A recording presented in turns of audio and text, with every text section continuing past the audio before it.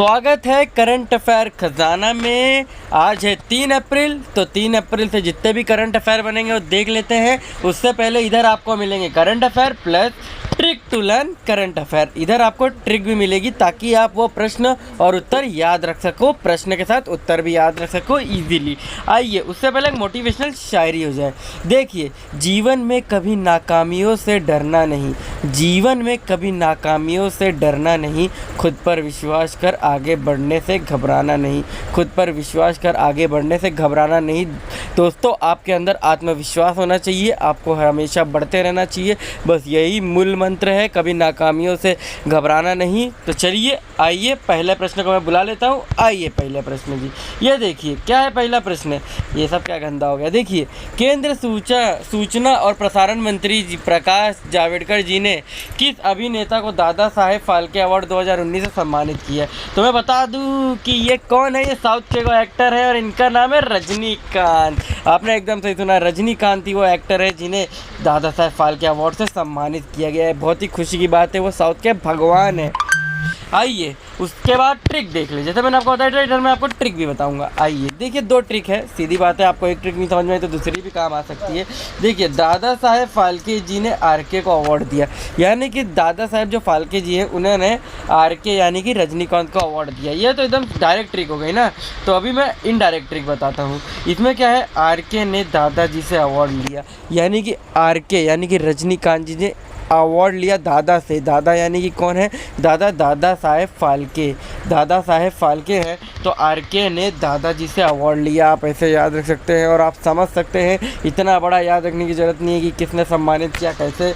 आपको बस आरके ने दादाजी से अवार्ड लिया, बस आरके रजनीकांत। आइए अब इम्पोर्टेंट इन्फॉर्मेशन आ गई। देखिए, केंद्र सूचना और प्रसारण मंत्री जो है हमारे प्रकाश जावड़ेकर जी ने घोषणा की है कि सुपरस्टार जो रजनीकांत जी हैं उनको 51वें दादा साहेब फाल्के पुरस्कार से सम्मानित किया जाएगा। देखिए, जावड़ेकर जी ने रजनीकांत को भारतीय सिनेमा के इतिहास में सबसे महान अभिनेताओं में एक बताया है। आप तो सब जानते ही हैं वो कितने महान अभिनेता हैं, बहुत ही महान है। उनकी शिवाजी दी बॉस और इतनी सारी फिल्में हैं, वो तो एकदम टॉप के एक्टर हैं। आपको कैसे लगते हैं रजनीकांत, कृपया कमेंट में बताइएगा। आइए अब आगे अगले प्रश्न आ गया। आइए गूगल से रिलेटेड है। गूगल की इन हाउस इनक्यूबेटर एरिया 120 ने हाल ही में डॉक्यूमेंट को स्कैन करने के लिए कौन सा ऐप लॉन्च किया है। तो मैं बता दूं, उसने लॉन्च किया है Google stack. Google stack document को स्कैन करेगा। आइए उससे पहले ट्रिक देख लिए। गूगल बाबा जी हर चीज़ लाते रहते हैं। ये देखिए क्या है ट्रिक, जीएसटी बाबा ने किया डॉक्यूमेंट स्कैन। यानी कि देखिए, जीएसटी तो आप सब जानते हैं, गुड सर्विस टैक्स। तो अभी आपको कैसे याद रखना है, गूगल स्टैक है यानी कि जीएस, यानी कि देखिए गूगल स्टैक है, जी यानी कि गूगल, एस यानी कि स्टैक। इधर आपको ऐसे याद रखना है GS यानी कि स्टैक, यानी कि टी साइलेंट है। आपको बस याद रखना है जीएसटी में गूगल स्टैक बाबा ने किया डॉक्यूमेंट स्कैन। गूगल बाबा तो हरदम कुछ ना कुछ लाते ही रहते हैं, तो आपको याद रखना है गूगल बाबा यानी कि जीएसटी बाबा ने किया डॉक्यूमेंट स्कैन, यानी कि गूगल स्टैक ने किया डॉक्यूमेंट स्कैन। एकदम सिंपल से ट्रिक है, मैं आपके लिए एकदम सिंपल से ट्रिक बनाया हूँ। चलिए तो अब मैं आपको इंपॉर्टेंट इन्फॉर्मेशन बता दूँ। देखिए, क्षेत्र 120 गूगल के इन हाउस इनक्यूबेटर ने स्टैक नाम का एक दस्तावेज स्कैनिंग ऐप लॉन्च किया है। देखिए, एप्लीकेशन दस्तावेजों को स्कैन करेगा और क्लासिफिकेशन करने के लिए गूगल की दस्तावेजें AI तकनीक का उपयोग करती है, यानी कि क्लासिफिकेशन भी करेगा। कौन सी AI तकनीक का यूज़ करती है। देखिए, स्टैक वर्तमान में US में देखिए एंड्रॉयड उपभोक्ताओं के लिए उपलब्ध है, यानी कि जो अभी ये स्टैक ऐप है सिर्फ US में एंड्रॉयड जो उपभोक्ता है यानी कि एंड्रॉयड यूज़र के लिए ही है। धीरे धीरे इंडिया में भी आएगा, टेंशन मत लीजिए, क्योंकि गूगल तो उनका है, अमेरिका वाले लोग का तो अमेरिका वाले ही पहले लॉन्च करेंगे ना, लैरी पेज जी। आइए अब देख ले, आगे बढ़ा जाए। आइए अगले प्रश्न। आइए देखिए, अमेरिका के मशहूर जो है वाटरगेट स्कैंडल के मास्टरमाइंड जी गॉर्डन लिड्डी का हाल ही में कितने वर्ष में निधन हुआ है। तो मैं बता दूं कि उनका 90 वर्ष की उम्र में हाल ही में निधन हो गया, उनकी बेटी के निवास पे। आइए और पहले ट्रिक बता दो फिर इन्फॉर्मेशन बताऊंगा ना। आइए अब ट्रिक देखिए। गार्डन साहब थे उन 90s के हीरो। जैसे कि आप जानते ही हैं कि हमारे 90s में यानी कि जो 1990 1991 बहुत सारी पिक्चरें निकली जिसमें फेमस सिंगर कुमार सानू ऐसे ऐसे लोग आए, फेमस हीरोज़ जैसे कि शाहरुख खान, सलमान खान, ये सब थे। आपको इधर क्या याद रखना है, गार्डन साहब थे 90s के हीरो, क्योंकि 90s सब लोगों के मुंह पे रहता है कि 90s की फिल्में, 90s के गाने हर लोग को याद रहते। तो आपको बस ये याद रखना है कि गार्डन साहब थे 90s के हीरो, यानी कि गार्डन जो साहब थे यानी कि जिनका नाम है जी गार्डन लिड्डी, वो 90s के हीरो यानी कि थे। यानी इधर देखिए आपको ध्यान क्या देना है, गार्डन साहब थे यानी कि क्या, पास्ट, यानी कि वो चले गए हैं। तो आपको याद कैसे रखना है, गार्डन साहब थे 90s के हीरो, यानी कि गार्डन साहब थे 90 वर्ष के, अभी उनका हाल ही में निधन हो गया, रुकावट के लिए खेद है। आइए अब थोड़ा इन्फॉर्मेशन देख लें। आइए देखिए, अमेरिका इतिहास में जो मशहूर वाटर गेट स्कैंडल के मास्टरमाइंड जी गार्डन लिड्डी हैं, उनका मंगलवार को निधन हो गया है। वो 90 साल के थे, मैं बता दिया। देखिए उनका निधन वर्जीनिया में अपनी बेटी के घर पर हुआ था। मैंने आपको बता दिया कि उनका निधन उनकी बेटे के घर पे हुआ था। तो चलिए अब अगले प्रश्न की ओर अग्रसर हो। जितनी भी इंपॉर्टेंट इन्फॉर्मेशन बन रही है मैं सब दे रहा हूँ। आइए बड़ा मस्त बात है। मनसुख देखिए, मंडाविया ने हाल ही में किस शहर के हजीरा बंदरगाह से द्वीप के लिए क्रूज सेवा को झंडी के लिए रवाना किया है, झंडी दिखाकर रवाना किया है। तो मैं बता दूं किसे, कहाँ से, सूरत से रवाना किया है हरी झंडी दिखा के, ये हजीरा बंदरगाह से। आइए ट्रिक देख लें। देखिए ट्रिक क्या है, मन को मिला सुख जब क्रूज हुआ रवाना, खा के सूरत से खाना, रवाना खाना। आपको देखिए याद कैसे करना, एकदम सिंपल ट्रिक है। मन से मिला सुख यानी कि देखिए इनका नाम क्या है, मनसुख, यानी कि मन को मिला सुख, यानी कि मनसुख, मनसुख जी ने क्रूज को किया रवाना, क्रूज को किया रवाना ना। इधर देखिए, इधर कहाँ, ये देखिए क्रूज को इन्होंने किया रवाना, क्रूज सेवा को इन्होंने हरी झंडी दिखाई है। तो क्या है, क्रूज को किया रवाना, खा के सूरत से खाना, यानी कि इन्होंने सूरत से इसको रवाना किया। सिंपल सी ट्रिक है। मन को मिला सुख यानी कि मनसुख जी ने क्रूज को किया है रवाना। ये देखिए ये क्रूज है, इसको रवाना किया, खा के सूरत से खाना, यानी कि सूरत से रवाना किया। सूरत तो सिटी का नाम है, शहर का नाम है जहाँ से क्रूज रवाना हुआ है। सिंपल सा प्रश्न आएगा, क्रूज। ये सब मैं आपको इसलिए ट्रिक दे जा रहा हूँ क्योंकि एकदम ऐसे ही प्रश्न बन जाएंगे, आप टेंशन मत लीजिएगा ज़्यादा। तो चलिए आइए इंपॉर्टेंट इन्फॉर्मेशन देख ले। देखिए, केंद्रीय बंदरगाह, नौवहन और जल मार्ग मंत्री जी जो ये मनसुख मांडविया जी हैं, इन्होंने वीडियो कॉन्फ्रेंसिंग आजकल यही चल रहा है, इसके माध्यम से देखिए 31 मार्च 2021 को सूरत के हजीरा बंदरगाह से द्वीप के लिए क्रूज सेवा को झंडी दिखाकर रवाना किया। यानी कि ये कब हुआ, 31 मार्च को 2021 को यह लॉन्च किया गया। आइए अब अगले प्रश्न की ओर अग्रसर हो जाए।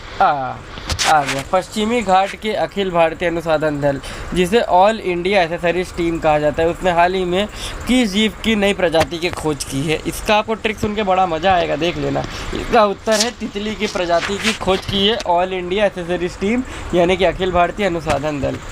अब ट्रिक बताऊँ, बहुत मज़ेदार ट्रिक है। ये देखिए ट्रिक आई यार, अभी आपको तो पता ही है यार, मेरा तितलिया वर्गा, ये वाला ट्रिक है। यानी कि अभी ये वाला गाना आया था, कुछ हो गया साल भर, तो ये वाला कभी गाना आया था तितलिया वर्गा वाला। तो आपको कैसे याद रखना है, अभी ये तितलिया वर्गा की नई प्रजाति आई है। यानी कि देखिए आपको याद कैसे रखना है, जैसे कि यार मेरा तितलिया वर्गा, यानी कि एक और ऐड हो गया। वो कौन थे, उसमें बने थे हाड़ी सिंधु बने थे, इसलिए HS लिखा हूँ, उसमें मतलब एक और प्रजाति ऐड हुई। आप कैसे याद रख सकते, एकदम गाने के माध्यम से याद रख सकते कि तितलिया वर्गा यानी कि एक तितली की प्रजाति का अभी हाल ही में खोज हुआ है। आपको एकदम यार मेरा तितलिया वर्गा, तो नया तितली का प्रजाति है हाड़ी सिंधु जी, यानी कि उनको एक एक्स्ट्रा मान सकते हैं। बहुत ही ईजी ट्रिक है, बस हाल ही में किसकी खोज हुई है, तो तितली की, क्योंकि तितली गाना भी उससे रिलेटेड है, इसलिए मैंने इसको रिलेट कर दिया, ज़्यादा सोचा नहीं। आइए देख लें इन्फॉर्मेशन। पश्चिमी घाट के शोधकर्ताओं यानी कि रिसर्चर द्वारा लाइकेनिड तितली के एक नए टैक्सने की खोज की है, टैक्सन की खोज की है। देखिए टैक्सन नाकाडूबा जीन्स से संबंधित है, मतलब ये जीन्स किसका नाम है, नाकाडूबा, ये जीन्स से संबंधित है। और यह एक विशेषज्ञ टीम द्वारा देखा गया था, जिसमें देखिए मैं बता दूं, त्रावणकोर नेचर हिस्ट्री सोसाइटी से डॉक्टर कालेश सदाशिवन थे, और भजू से कौन थे, थेनी से रामस्वामी नाइकर थे, और बॉम्बे नेचुरल हिस्ट्री सोसाइटी से कौन थे, तो राहुल खोत शामिल थे। यानी कि यह लोग थे जो इसमें शोधकर्ताओं रिसर्चर्स थे जिन्होंने तितली की नई प्रजाति खोज की। आइए अगला प्रश्न अग्रसर बढ़े। 2 अप्रैल को विश्व भर में कौन सा दिवस मनाया गया? 1 अप्रैल को तो सबको पता है मूर्ख बनाया गया। आइए मैं भी मूर्ख बनाया, आपको एक वाला वीडियो देख लेना। अंतर्राष्ट्रीय बाल पुस्तक दिवस मनाया गया 2 अप्रैल को। आइए कैसे याद रखना है, बहुत ही सिंपल है। इसके अंदर कुछ पहले मैं क्या करता था, 2 अप्रैल है तो 2 करके देखता था, लेकिन अब एकदम इजी कर रहा हूँ। देखिए मूर्ख बनाने के बाद अब चलो पढ़ें, यानी कि आपको बस इतना याद रखना है। देखिए अब मूर्ख बना दिए 1 अप्रैल को, अब उसके अगले दिन क्या करें भाई, मूर्ख बनाने के लिए कोई पढ़ा बचा नहीं है। अब आज हम लोग क्या करें, चलो पढ़ते हैं। यानी कि अंतर्राष्ट्रीय बाल पुस्तक दिवस, यानी कि पढ़ेंगे तो बाल पुस्तक दिवस। आपको पहले पता है मूर्ख बनाने के बाद चलो आप पढ़े, कुछ काम धंधा तो है नहीं, है तो खेलेंगे या तो पढ़ेंगे।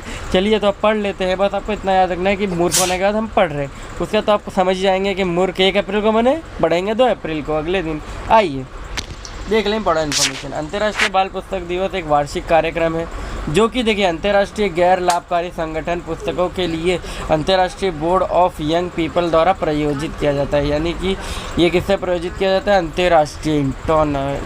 अंतर्राष्ट्रीय बोर्ड ऑफ यंग पीपल द्वारा प्रायोजित किया जाता है। आइए अब देख ले अगला प्रश्न। निम्न में से किस राज्य सरकार ने महेंद्रगिरी को राज्य के देखिए दूसरे बायोस्फीयर रिजर्व के रूप में प्रस्तावित किया है?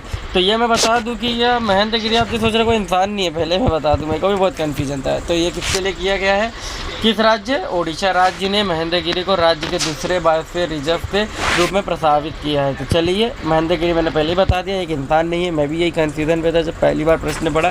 ट्रिक देख ले आओ। देखिए biosphere reserve bro is equal to yo, यानी कि बायोस्फीयर रिजर्व जो है कहाँ खुला है, यो। आपको वाई नहीं याद रखना है, आपको केवल ओ याद रखना है। तो आप क्या समझ जाएंगे, bro is equal to yo, यानी कि यहाँ क्या है, ब्रो यानी कि बायोस्फीयर रिजर्व जो है किसके लिए खुला है, कहाँ खुला है, ओ यानी कि ओडिशा, यानी कि यो में ओ याद रखना है। अरे ये थोड़ी हार्ड है भैया, थोड़ा सा सेंटेंस में बताओ। चलो इसलिए दूसरी ट्रिक भी बनाया। देखिए एमजी रोड पर ब्रो ने बोला यो। एमजी रोड पर जो है, एमजी रोड तो आप जानते हो कि मुंबई में, अगर नहीं जानते तो बता दो, एमजी रोड मुंबई में। तो एमजी रोड पर ब्रो ने बोला यो। ये जो मैं बड़े बड़े में लिखा हूँ सिर्फ उस पर ही ध्यान दीजिए।